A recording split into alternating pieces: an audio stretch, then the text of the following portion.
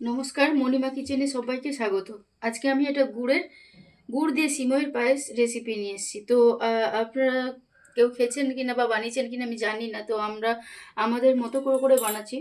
আর এটা কিন্তু খেজুর গুড় না, আছে আখের গুড়। আর নিয়েছি এখানে চিনে বাদাম আছে, আছে আমন্ড বাদাম, তারপরে কিশমিশ, এদিকে সিমই তো অবশ্যই থাকছে। আর দুধ নিয়েছি, তার সাথে ভাজার জন্য নিয়েছি ঘি, আর একটুখানি এলাচ, আর তেজপাতা, একটু গোলাপের পাপড়ি। কড়াইটা বসিয়ে দিয়েছি। কড়াইতে প্রথমে একটুখানি সাদা তেল দেবো, কারণ ঘি প্রথমে দিলে উড়ে যাবে। এবার দিয়ে দেবো ঘি। ঘি আর তেলটা মোটামুটি গরম হয়ে গেছে। আমি দিয়ে দেবো এলাচ আর তেজপাতা, দিয়ে দেবো চিনে বাদাম, আর দেবো আমন্ড বাদাম আর কিশমিশটা। সবগুলো একসঙ্গে ভাজা ভাজা করে নেবো অল্প একটু। এর মধ্যে দিয়ে দেবো সিমইটা। সবগুলো একসঙ্গে একটুখানি ভেজে নেবো ঘিয়ের উপরে। সিমইটা ভাজা ভাজা হয়ে গেছে, এটাকে আমি নামিয়ে নেব।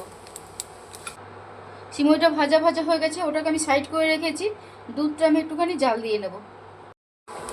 জাল দেওয়া দুধটা আমি এবারে সিমইয়ের মধ্যে মিশিয়ে দেবো।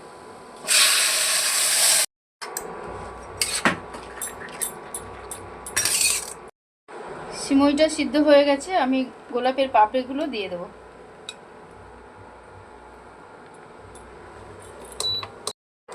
গোলাপের পাপড়িটা দিয়ে বন্ধ করে দেবো, দিয়ে তারপরে আমি গুড়টা মেশাবো। এই পর্যায়ে গুড়টাকে আমি মিশিয়ে দেবো।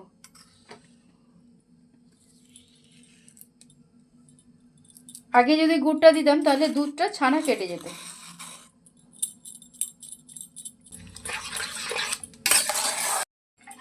গুড়টা আমার মেশানো হয়ে গেছে, আর সিমইটা ছানাও কাটেনি, সুন্দরভাবে আছে। তো এই আমার সিমইয়ের পায়েস রেসিপিটা যদি আপনাদের ভালো লেগে থাকে তো অবশ্যই লাইক, কমেন্ট, শেয়ার, সাবস্ক্রাইব করবেন, পাশে থাকবেন। ধন্যবাদ।